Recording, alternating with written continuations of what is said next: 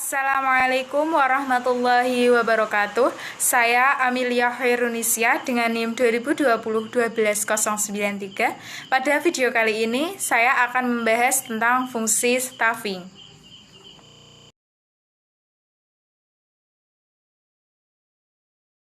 A. Definisi staffing. Staffing adalah usaha untuk mengisi dan memenuhi kebutuhan tenaga kerja manusia dalam suatu organisasi atau perusahaan. B. Macam-macam kegiatan staffing. Macam-macam kegiatan staffing meliputi 1. Perencanaan SDM, yaitu penentuan kebutuhan tenaga kerja, baik hal jumlah maupun mutu tenaga kerja yang dihubungkan. 2. Penarikan atau rekrutmen, yaitu penentuan sumber-sumber tenaga kerja yang akan ditarik, bisa melalui pembukaan lowongan pekerjaan. Yang ketiga, seleksi, yaitu mengadakan seleksi terhadap para pelamar. Yang keempat, pengenalan dan orientasi, yaitu melatih tenaga kerja agar memiliki tingkat keterampilan yang diinginkan. Yang kelima, yaitu memberikan balas jasa dan penghargaan, bisa berupa reward yang seperti bonus, upah, dan bonus berupa sembako ataupun liburan. Yang keenam, pengembangan karir, yaitu dengan cara melakukan pelatihan atau pertukaran karyawan. Yang ketujuh, memanfaatkan tenaga kerja yang ada dalam organisasi sebaik mungkin. C. Perencanaan SDM. Ada 4 langkah pokok perencanaan SDM. Yang pertama, untuk memenuhi kebutuhan masa depan. Yang kedua, untuk keseimbangan masa depan. Yang ketiga, untuk mengadakan seleksi dan pemberhentian. Yang keempat, untuk pengembangan perusahaan itu sendiri.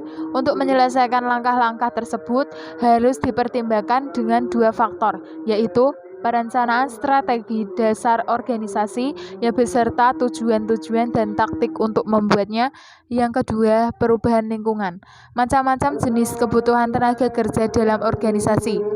Paling tidak ada 2 macam tenaga kerja dalam organisasi, yaitu yang pertama, kebutuhan akan tenaga kerja staf atau manajerial. Yang kedua yaitu kebutuhan tenaga operasional. Cara menentukan jumlah kebutuhan akan tenaga kerja staf dengan meneliti kebutuhan melalui analisa organisasi, jabatan-jabatan dalam struktur organisasi yang masih kosong atau belum ada jabatannya. Menentukan kebutuhan akan mutu tenaga staf dengan menganalisa atau melihat pada persyaratan jabatan atau spesifikasi jabatan. Cara menentukan kebutuhan akan jumlah tenaga kerja operasional dengan menganalisa volume kerja dibanding dengan kemampuan kerja setiap tenaga kerja. D. Penarikan atau rekrutmen.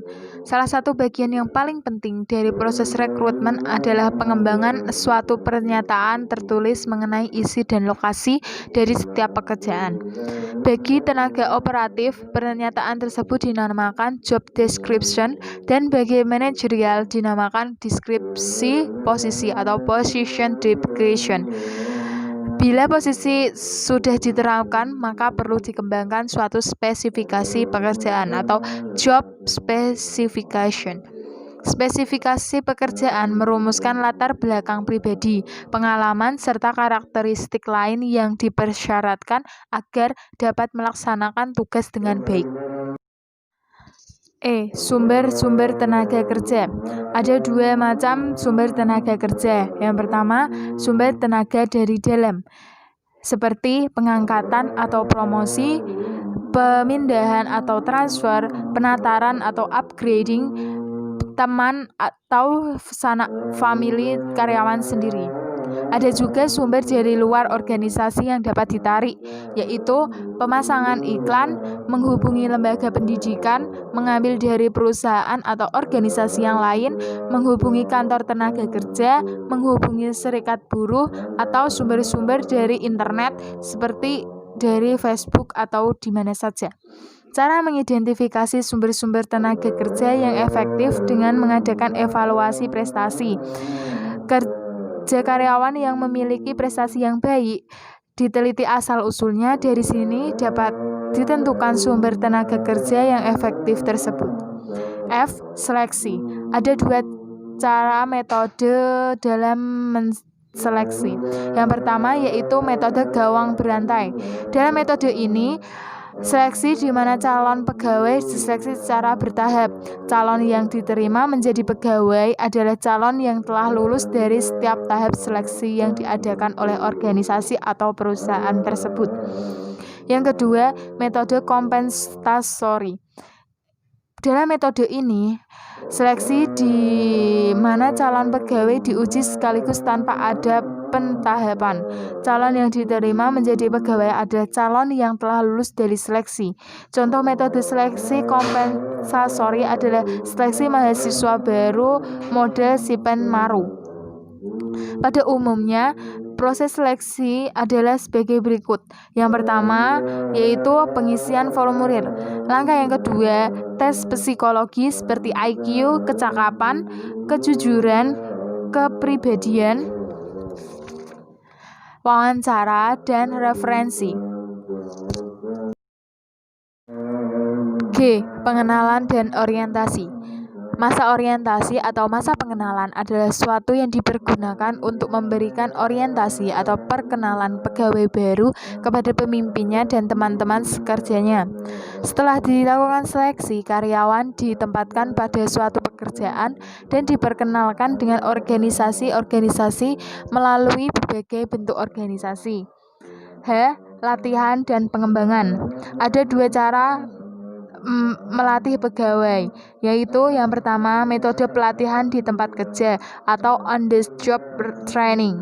Yang kedua adalah pelatihan di luar tempat kerja atau off the job training, seperti self study atau belajar mandiri, tugas belajar, upgrading, magang, coaching, perputaran jabatan, permainan peranan, seminar, rapat-rapat, dan lain-lain.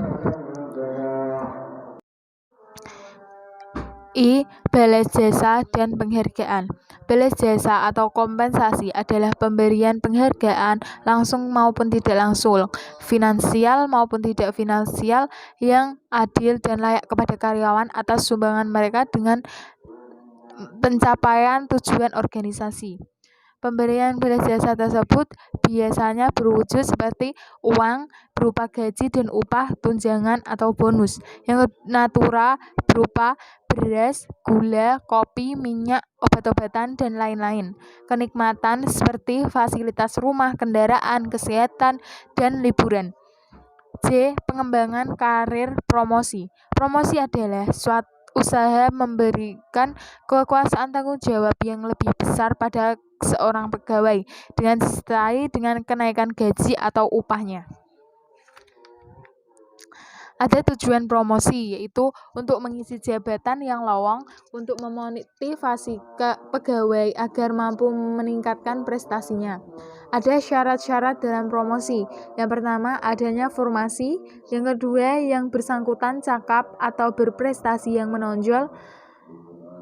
Ada juga macam-macam prinsip promosi. Ada 3 prinsip macam promosi, yaitu yang pertama dasar keterampilan atau merit principle, yaitu dengan mempromosikan pegawai melalui pembuktian kecakapan pegawai tersebut. Yang kedua dasar senioritas atau seniority principle, yaitu mempromosikan pegawai didasarkan pada lama kerja pegawai yang bersangkutan.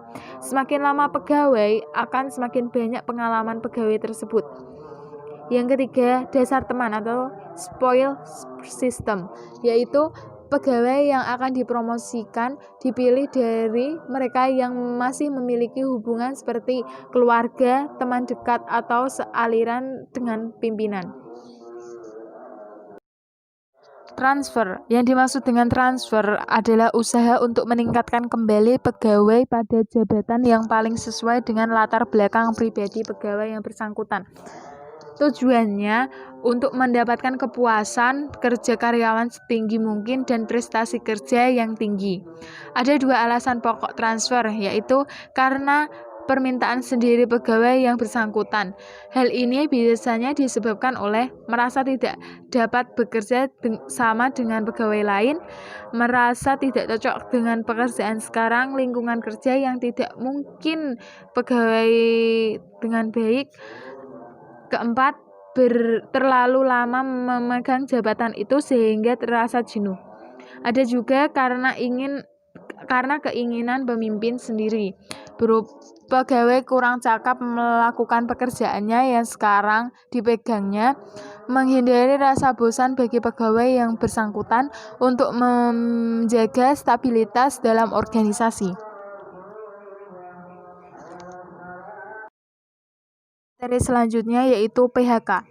Pemutusan hubungan kerja adalah keputusan antara pihak perusahaan atau organisasi dengan karyawannya.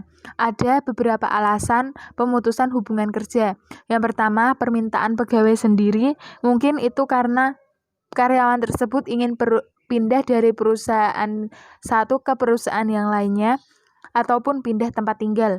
Yang kedua, keputusan perusahaan atau organisasi karena pegawai yang bersangkutan telah melanggar tata tertib atau urusan disiplin pegawai. Yang ketiga, yaitu pegawai meninggal dunia. Yang keempat, telah habis jangka waktu kontrak dan tidak adanya perpanjangan kontrak. Materi yang terakhir yaitu tujuan pensiun. Ada beberapa tujuan pensiun pegawai. Yang pertama, untuk mengadakan peremajaan pegawai sehingga prestasi kerja tetap tinggi. Yang kedua, pegawai yang bersangkutan sudah berusia lanjut sehingga prestasi kerjanya menurun. Yang ketiga, pegawai menderita cacat yang tidak memungkinkan untuk bisa bekerja dengan normal lagi. Yang keempat, posisinya akan diganti oleh pegawai yang lebih bermanfaat. Mungkin cukup itu yang dapat saya sampaikan, semoga bermanfaat. Wabillahi taufiq wal hidayah. Wassalamualaikum warahmatullahi wabarakatuh. Sampai jumpa di next video.